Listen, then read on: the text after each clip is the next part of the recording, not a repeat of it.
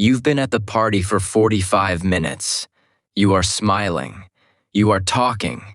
From the outside, you look like you are having a perfectly fine time, but somewhere inside your chest there is a clock ticking. Not an anxious clock exactly, more like a battery meter slowly dropping, and you can feel the exact moment it is going to hit empty. So you start planning your exit. The Irish goodbye, the invented early morning.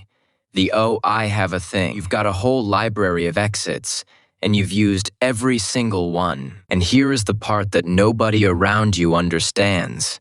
You actually wanted to come. You got ready. You drove there.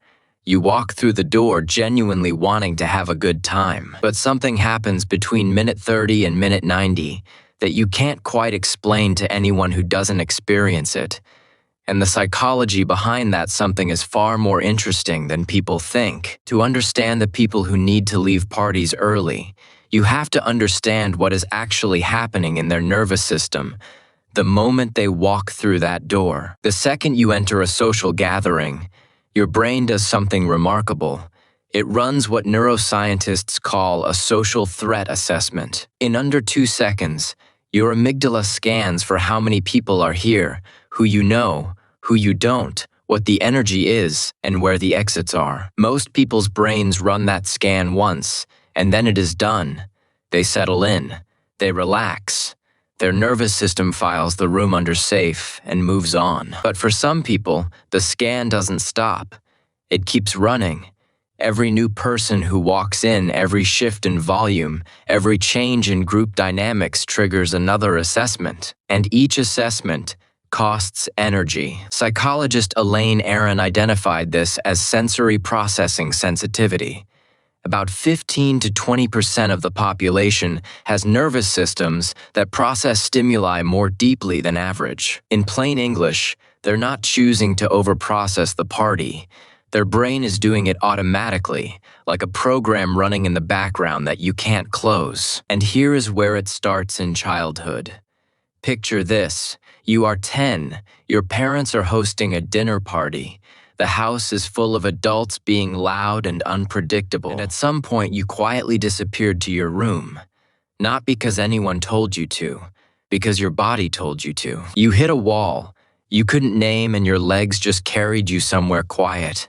And the silence of that bedroom felt like drinking cold water after being thirsty all day. And the adults probably said something like, "Oh, she is just shy," or "he is not very social." But that wasn't it. Not even close. What was actually happening was your nervous system hitting its processing ceiling. The psychologists call it sensory overload, but that term makes it sound dramatic. It is not dramatic. It is quiet. It is the moment when your internal battery runs out and every additional input starts costing more than you have. But here is what is fascinating. The need to leave early isn't actually about the party. It is about what the party demands. Every social interaction is a transaction. You listen, you respond, you track faces, you modulate your voice, you read the room. For most people, this runs on autopilot. It costs almost nothing, but for the early leavers, every gear has to be turned by hand. When to laugh, how long to hold eye contact, whether the silence means they should fill it or let it breathe. Every single micro-interaction is a conscious calculation. They're not socializing. They're performing socialization. And performance is exhausting in a way that natural behavior never is. And there is this cruel irony. The people who leave parties early are often the best people at parties. They're the ones who ask real questions, who actually listen to your answer, who remember what you said last time and bring it up like it mattered. Because to them, it did. Because they're paying full attention, not the half attention most people give at parties while scanning for someone more interesting. Full, undivided burning through their battery attention. And that is exactly why they have to leave.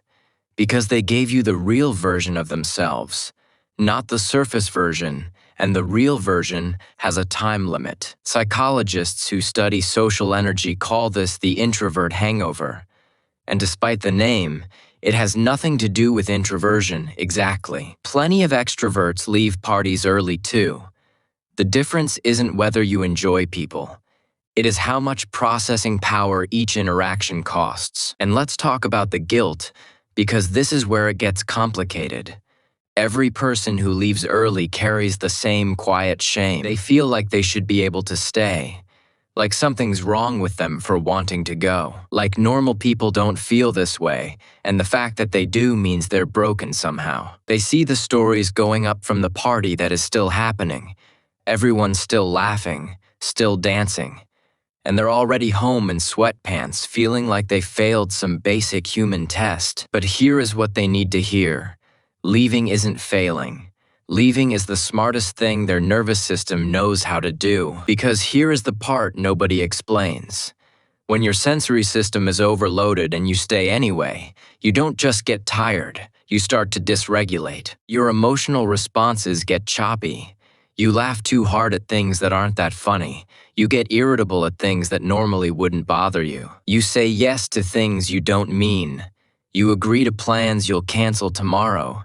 You can't figure out why you feel hollow. Psychologists call this ego depletion, the state where your self-regulation resources are so drained that you can't make decisions aligned with who you actually are. In plain English, you stop being yourself. And for someone whose whole identity is built on being thoughtful and intentional and aware, that is the worst feeling in the world. Because you came to this party as yourself, and if you stay past the limit, you leave as someone you don't recognize. And there is this pattern that almost everyone who leaves early recognizes. The drive home is the best part, not because they hated the party, but because the silence feels like taking off a heavy coat. The radio's on low. The windows are cracked. Nobody needs anything from them for the next 15 minutes, and their brain finally stops scanning. The assessment program shuts down. The social calculator goes quiet, and they can hear their own thoughts again for the first time in hours. That is not antisocial. That is recalibration. That is a nervous system doing exactly what it is supposed to do after running at full capacity. And the 20 minutes after they get home is sacred. Not in a dramatic way, in a quiet way. The shoes come off, the social mask comes off, and they just exist without anyone needing anything from them. So maybe it is time to rewrite the story. The story most early leavers tell themselves is some version of "I can't handle it." I am not enough. I am too sensitive for normal life. But the real story is different. The real story is that they feel everything at full volume, that they give people real attention, not the diluted kind, that they process the world at a depth most people never touch, and that depth has a cost. 90 minutes at a party for them is like 4 hours for someone else. Not because they're weak, but because they're running more software on the same hardware. The early exit isn't a failure. It is a feature.